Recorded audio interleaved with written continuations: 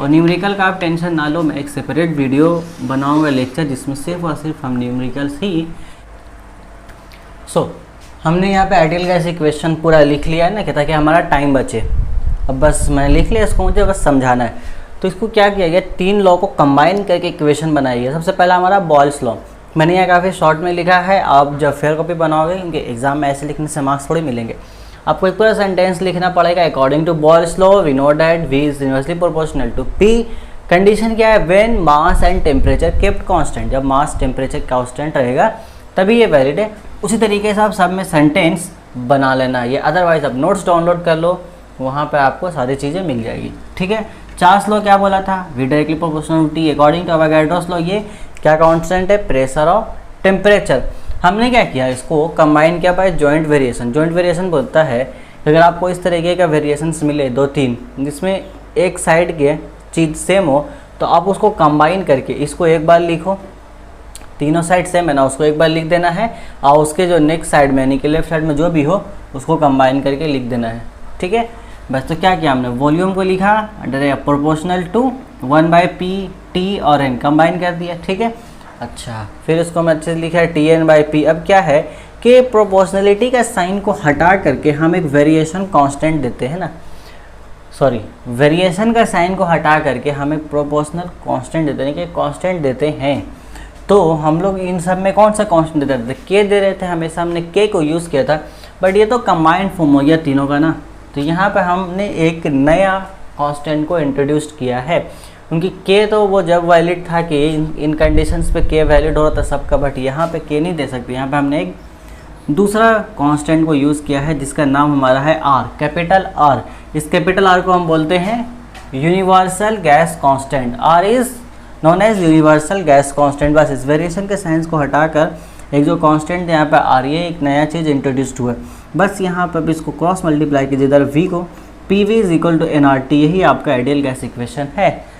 आपके board exam में question पूछता है right ideal gas equation. Ideal gas equation को लिखिए। ये आइडियल गैस इक्वेशन क्या है, आइडियल गैस इक्वेशन बस यही है, PV is equal to nRT, जहाँ पर हमारा P क्या है, प्रेशर ऑफ गैस है, V क्या है, वॉल्यूम ऑफ गैस है, N क्या है, नंबर ऑफ मोल्स, R क्या है हमारा यूनिवर्सल गैस कांस्टेंट, T क्या है हमारा टेम्परेचर इन केल्विन। ठीक है, कैपिटल T कब लेते थे, ये वाला इक्वेशन कहाँ आया था हमारा चार्ल्स लॉ में, जहाँ हमने टेम्परेचर को केल्विन में रखा था, है ना, नहीं याद आ जाएगा रिवाइज कीजिए।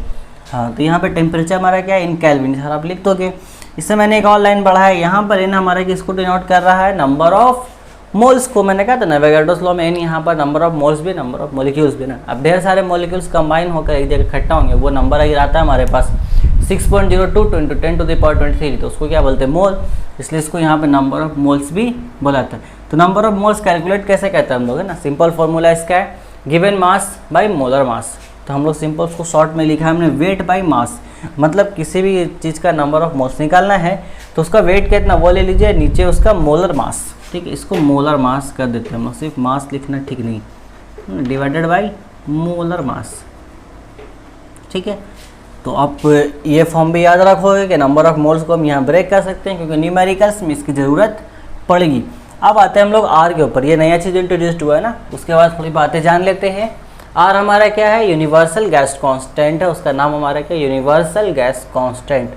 अब इसकी यूनिट की बात करते हैं, तो PV is equal to nRT है, R को हमने निकाला कितना है, PV/NT। प्रेशर को हम किस में मेज़र करते हैं, प्रेशर को ATM में, एटमॉस्फेरिक प्रेशर। V को हम लोग वॉल्यूम, V हमारे किस में आता है, लीटर में। N नंबर ऑफ मोल्स है, तो उसको हम लोग मोल लिखते हैं शॉर्ट में, MOL शॉर्ट में मोल लिखते हैं। T हमारे यहाँ पे टेम्परेचर किस में, केल्विन में है, केल्विन करना है, कैपिटल K इस्तेमाल करना है। तो R का यूनिट क्या हो जाएगा, यहाँ से देखिए ATM, लीटर, मोल और केल्विन। तो लीटर ATM एक साथ लिखा मैं, लीटर ATM, इसको ऊपर भेजेंगे, पर केल्विन पर मोल, नीचे था ना बटेगा ऊपर जाएगा, तो इसका जो पावर 1 है यहाँ पर, ये ऊपर जाके इन्वर्स हो जाएगा, सिंपल बात है। तो पर केल्विन पर मोल, और ये इसका हो गया यूनिट। अगर आपसे कोई पूछता है what is the unit of universal gas constant, तो लीटर ATM पर केल्विन पर मोल, ये इसका यूनिट। थोड़ा बड़ा है बट क्या कर सकते हैं, याद तो करना पड़ेगा, लीटर ATM पर केल्विन पर मोल। इसके अलावा इसकी वैल्यू पूछी जाए कि R का वैल्यू क्या, तो R का वैल्यू तो 0.082 लीटर ATM पर केल्विन पर मोल। R के और भी बहुत सारे वैल्यू है, ठीक है, आपको ये वाला याद रखना है। R का ये वैल्यू होता है आपका 0.082 लीटर एटीएम पर केल्विन पर मोल, ये आपका यूज़ होगा, बहुत यूज़ होगा, क्योंकि आइडियल गैस इक्वेशन पे जब न्यूमेरिकल्स बनेंगे तो आर का क्या वैल्यू पुट करोगे, आर का वैल्यू हमेशा ही पुट करोगे आप 0.082 लीटर एटीएम पर केल्विन पर मोल। तो बस यही था आइडियल गैस इक्वेशन, इसमें कुछ खास है नहीं, मतलब कोई नया चीज़ है नहीं इसमें, तीनों लोग को कंबाइन करके बना दिए गए। एक ही नया चीज़ इसमें आया, universal gas constant. Universal gas constant के बारे में सारी डिटेल्स है, यहाँ से इसका हम लोग देखो इतना मैंने करके इसलिए देखा है ना, क्योंकि एग्जाम में क्वेश्चन आ जाता है derive the unit of R, यानी कि यूनिवर्सल गैस कांस्टेंट डिराइव करने बोलेगा तो आप डिराइव कर सकते हो इजीली इसी इक्वेशन से। आर निकालो, सारे यूनिट्स को, सारे फिजिकल क्वांटिटी को जिस जिस यूनिट में पैमाइश करते हैं, मेज़र करते हैं, सब लिखेंगे, बस ये आ जाएगा। अगर वैल्यू पूछते हैं तो ये बस सिंपल है, यही आइडियल गैस इक्वेशन है, ख़त्म। इसको आप जल्दी से नोट कर लीजिए। इसके बाद हम लोग बढ़ते हैं अब न्यूमेरिकल्स की तरफ, चलिए जल्दी कीजिए।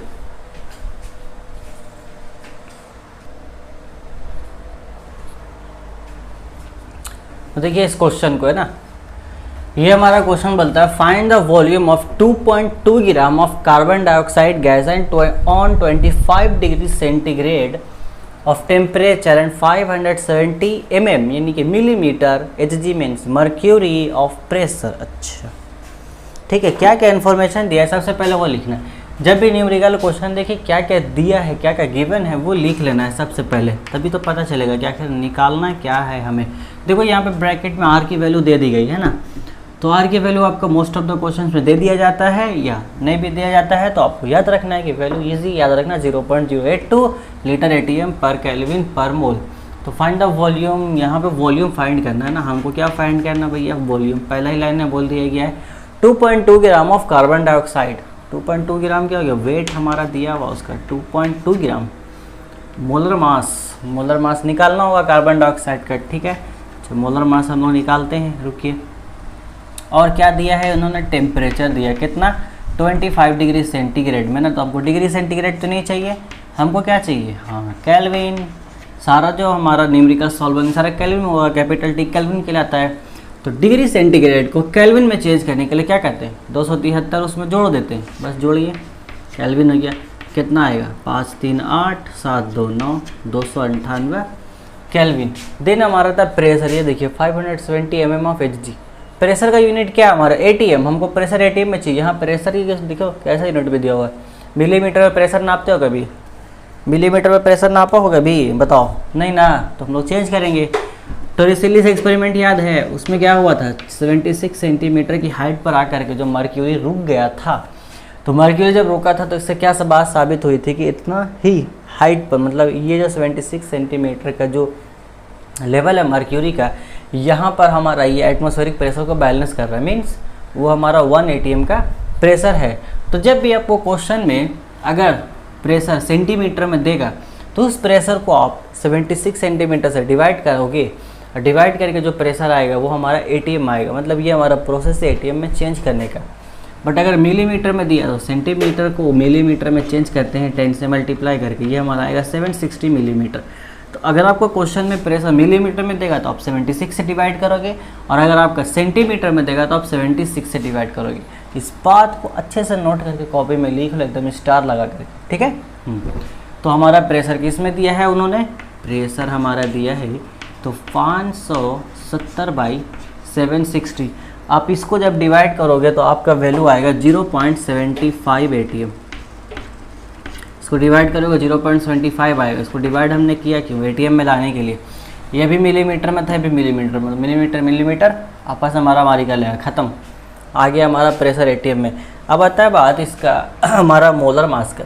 तो बताओ तो कार्बन का कितना होता है, बताओ तो कार्बन का मोलर मास कितना होता है, जल्दी बताइए। कार्बन और ऑक्सीजन हम लोग दोनों को मिला करके निकालना, जल्दी बताइए, देर मत कीजिए। हम तो डायरेक्ट लिख देंगे भैया, 44 ग्राम होता है, दोनों को कंबाइन करके आएगा आपका। आप बताइए कैसे आया, चलिए जल्दी से सोच के बताइए तो कैसे आया।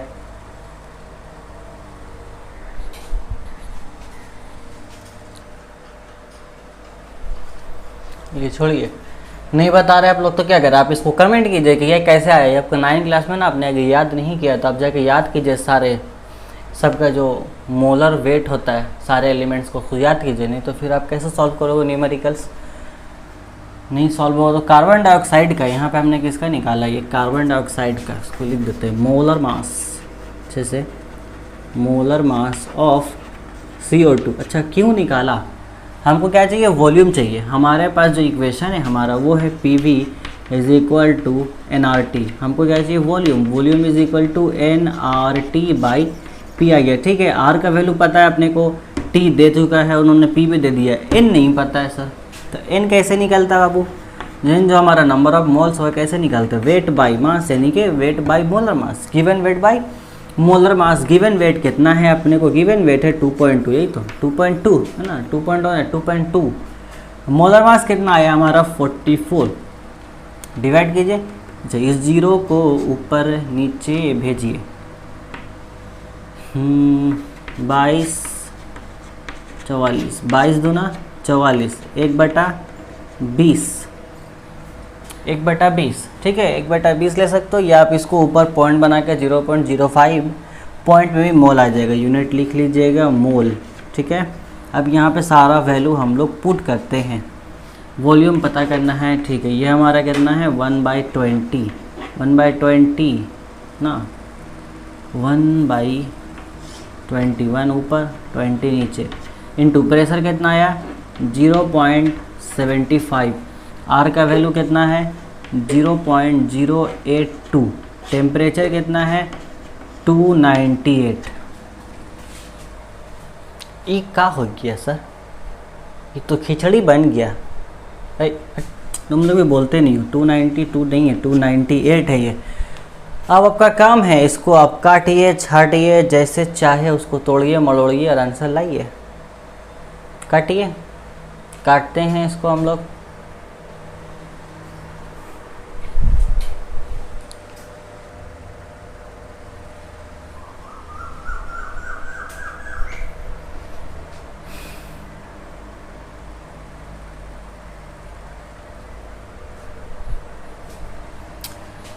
तो आपने उसको काटने की कोशिश की ना। देखिए मैंने इसको बहुत कोशिश की कि मैं आप लोगों को बता दूं कि कहीं से आखिर छोटा हो गया कट जाए कोई ट्रिक से, बट पॉसिबल नहीं है। आप इसको देखिए, मैंने इसको पॉइंट हटा के नीचे 0 दीजिए, इसका पॉइंट आगे ऊपर जाएगा, 0 0 कटेगा, कुछ थोड़ा कटा, बट ओवरऑल आपको इसको मल्टीप्लाई करना पड़ेगा, इसको मल्टीप्लाई करना पड़ेगा, और जो होगा डिवाइड करके वो आपका आंसर आएगा इतना 1.63 लीटर। 1 नहीं है 63 लीटर, 1.63 आएगा इन दोनों को डिवाइड करके। तो ये काम आप अपने से कीजिए, इसको डिवाइड कीजिए, आपका आता नहीं उतना आएगा, ये मेरा कैलकुलेट किया हुआ है, आएगा उतना ही आपका, बट आपको इन दोनों को मल्टीप्लाई करना पड़ेगा, इन दोनों को मल्टीप्लाई करना पड़ेगा, फिर डिवाइड करना पड़ेगा, तब वो आंसर आएगा। ऐसे कट करके नंबर छोटा नहीं हो रहा है, ठीक है। तो ये हो गया एक क्वेश्चन। इसके बाद हम लोग आगे बढ़ते हैं अपना नेक्स्ट क्वेश्चन की तरफ। कम से कम 3-4 क्वेश्चन तो करेंगे ही, नहीं तो फिर मज़ा कैसे आएगा, समझ कैसे आएगा। चलिए करते हैं।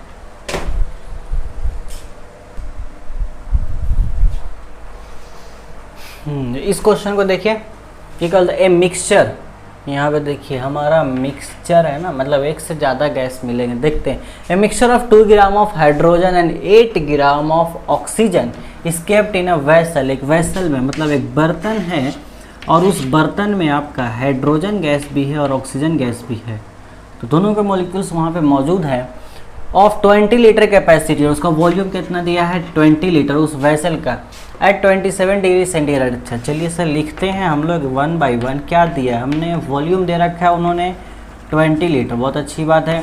टेम्परेचर दे रखा है उन्होंने हमारा डिग्री सेंटीग्रेड, डिग्री सेंटीग्रेड नहीं चाहिए सर हमें, केल्विन में चाहिए। केल्विन में कितना आ गया 300 kelvin. Then what he asked to do, what is the total pressure inside the vessel. यहाँ पे इस पे ज़रा ध्यान दीजिएगा, टोटल प्रेशर क्या बोला इन्होंने, टोटल प्रेशर मतलब टोटल चीज़ मांग रहा है, मतलब यहाँ प्रेशर एक से ज़्यादा है, बिल्कुल होगा। देखिए हम लोग जानते हैं कि गैस किसी भी बर्तन में रखी होती है, तो गैस के मॉलिक्यूल्स रैंडमली मूव करते हुए उस बर्तन के दीवार से टकराते हैं, तो उस बर्तन के दीवार पर प्रेशर अप्लाई करते हैं ना। तो यहाँ पे 2 डिफरेंट गैसेस है, दोनों गैस के मॉलिक्यूल्स दीवार पर प्रेशर अप्लाई करेंगे, तो इन दोनों गैसों के जरिए क्रिएट होगा ना प्रेशर। तो हमें सब एक बार ऑक्सीजन के जरिए क्रिएट किया हुआ प्रेशर पता करना है और फिर हाइड्रोजन के जरिए दोनों प्रेशर को निकाल के जोड़ देंगे, टोटल प्रेशर मिल जाएगा। बस सिंपल है, ठीक है ना। अंदर में दो गैसें हैं तो दोनों गैसों के मॉलिक्यूल्स तो प्रेशर अलग अलग अप्लाई करेंगे ना, ठीक है।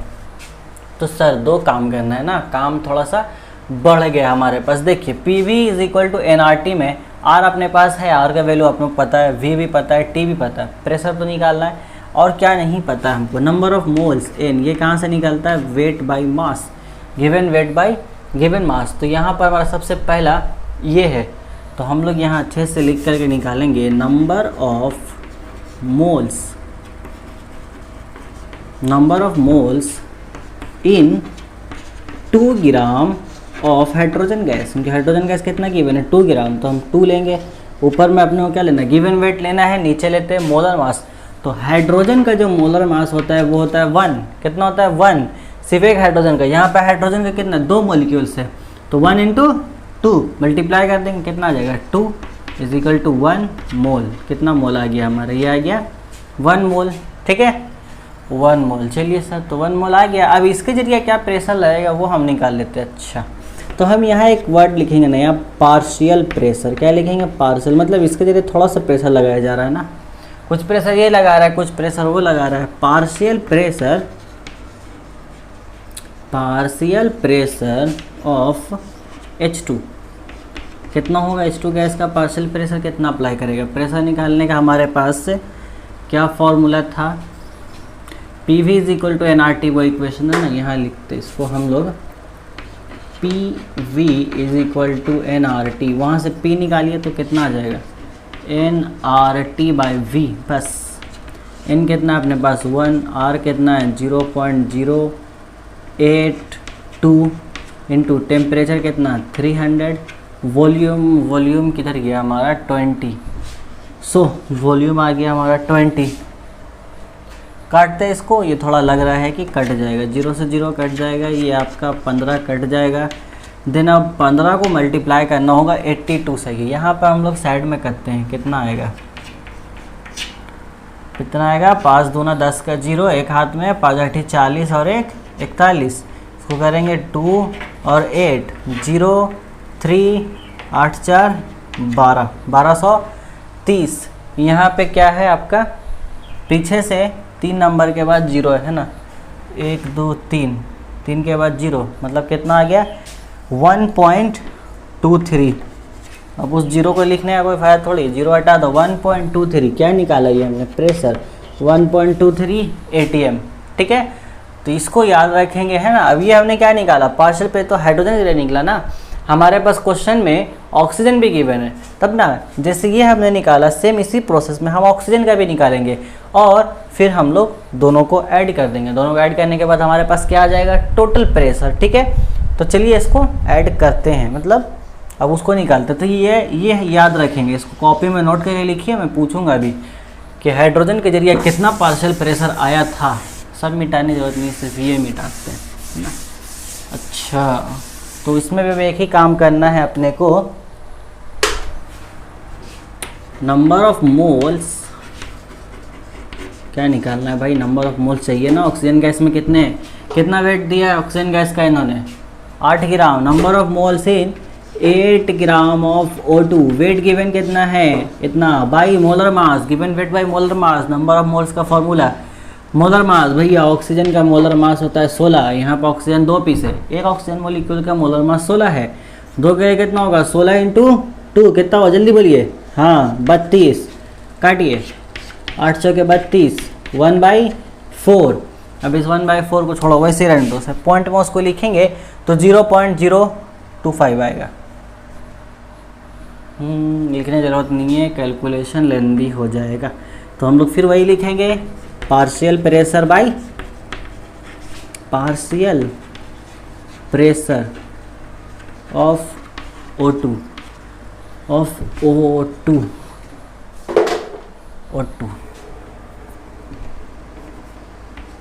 क्या फॉर्मूला है आपका, nRT बाई V।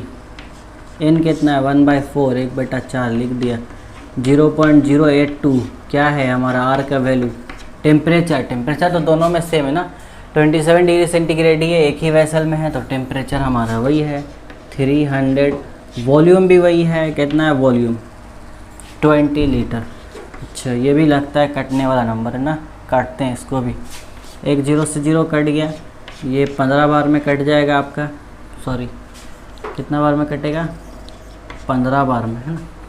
तो कैलकुलेशन थोड़ा सा आसान बनाते हैं हम लोग अपने लिए। 15 को हमने जब इससे मल्टीप्लाई किया था तो कितना आया था 1 पॉइंट, है ना, इतना आया था 1230 है, देखो पूरा मीटर नहीं है 1230। तो ठीक है, इसको हम लोग लिखते हैं। बोर्ड दिख रहा है वहाँ पे, 1 मिनट चेक करने दो। हाँ दिख रहा है, चलो ठीक है। तो यहाँ पे हम उसको लिखते हैं 1230, 1.23 आएगा डिवाइड बाई 4। चलिए डिवाइड कर लेते हैं। सारा सेटअप गिर जाएगा, रुक जाओ बाबा, कहाँ जा रहे हो, अभी तो गिर जाता सारा का सारा। ये डिवाइड होगा 4 से ना, डिवाइड करते कितना 4 तिया 12, उसके बाद 3 तो एक बार में कटेगा नहीं, ये डिसमल में आएगा, पूरा पूरी नहीं कटेगा। इसको ऐसा करते हैं हम लोग, 4 तिया 12, ये ख़त्म हो गया, 3 एक 0 उतारेंगे तो एक 0 यहाँ पर भी देना होगा, है ना, एक 0 वहाँ पर भी देंगे। ये हमारा जाएगा 4 7 28, 10 में 8 गया 2, ये ख़त्म 0। तो यहाँ पे हम क्या देते हैं पॉइंट, यहाँ 0 देंगे तो 4 5 20, 4 5 20, ख़त्म। कितना आया 307.5, है ना। और उनका क्या बोला हुआ 3 पॉइंट के बाद 0 होना चाहिए, तो यहाँ पर ऑलरेडी हम लोग पीछे से गिनती करेंगे 1 2 3, एक और बढ़ जाएगा तो 0.30 ये आपका आएगा। अरे ये क्या हो गया, कैमरा ही घुर गया पूरा।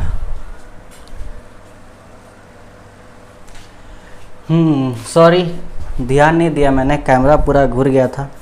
जब घुर गया क्या था, गिरने वाला था, बच गया। चलो ठीक है, तो हमने इसको मल्टीप्लाई यहाँ डिवाइड किया, कितना आया 307.5। कितना आया भाई, उसको मल्टीप्लाई करके 307.5। थोड़ा मिटाते हैं, जगह बड़ी गंदी हो रही है सब। उसको हमने मल्टीप्लाई किया, आया हमारे पास 307.5 ये आया। तो यहाँ पे एक पॉइंट तो डिवाइड, यहाँ पे पॉइंट कितने नंबर है 1 2 3, यहाँ पर ऑलरेडी एक पॉइंट है, तो यहाँ हम लोग जाएंगे, यहाँ पर पॉइंट आ जाएगा। तो ओवरऑल जो हमारा आंसर आएगा वो आएगा 0.3075 ATM। ये हो गया हमारा आपका, सॉरी आंसर नहीं हुआ, 0.3075। इससे पहले हमारा कितना आया था, टोटल प्रेशर कितना हो जाएगा, total pressure TP is equal to hydrogen का कितना था 1.23 प्लस 0.3, 1.23 ही था ना, हाँ वही था 0.3075। इसको ऐड कीजिए, इसको ऐड करेंगे कितना आ जाएगा 1.575। ये हमारा ओवरऑल आंसर हो गया। टोटल प्रेशर पूछा था उन्होंने, पहले हमने ऑक्सीजन का निकाला और उसके बाद हमने हाइड्रोजन का निकाला, ठीक है। ऑक्सीजन हाइड्रोजन का निकाल करके दोनों का ऐड कर दिया, ये हमारा आंसर आ गया आपका 1.575 ATM। चलिए अच्छा, तो इसको भी नोट कर लीजिए। इसके बाद एक और क्वेश्चन कर लेते हैं।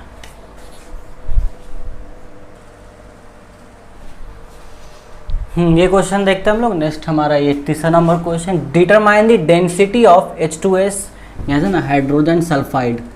हाइड्रोजन सल्फाइड गैस का डेंसिटी पूछा है 27 डिग्री सेंटीग्रेड टेम्परेचर पे, और प्रेशर इन्होंने ATM में दिया है, तो हमें इसमें कोई भी चेंजिंग करने की ज़रूरत नहीं है। चलिए ठीक है, गिवन क्या क्या है वो देखते हैं।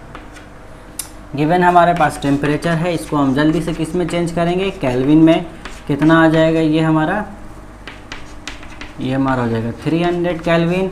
देन हमारा प्रेशर चेंज करने की कोई ज़रूरत नहीं है, प्रेशर हमारा उन्होंने ATM में ही दिया, तो ATM में लेंगे।